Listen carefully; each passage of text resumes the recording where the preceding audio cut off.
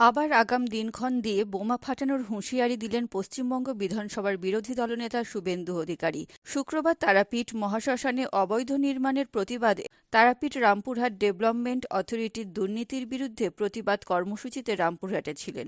সেখানেই বলেন, ২৯শে মার্চ শনিবার সিউড়ি জেলা অফিসে সাংবাদিক তথ্য প্রমাণ দেব কিভাবে একজন এমপি এবং ডিএম ব্যবসা ফেঁদেছেন।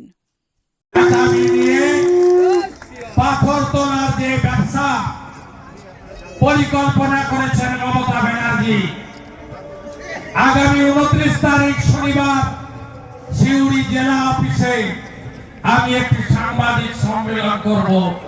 সমস্ত তথ্য সহযোগে দেউচা পাঁচামিতে রাজ্যসভার এমপি সামিরুল এখানকার ডিএম বিধান কি করেছে তার প্রমাণ সহ 29 তারিখে আমি এখান থেকেই রাজ্যের মানুষকে বলবো, এদের এতটুকু সংশোধন হয়নি।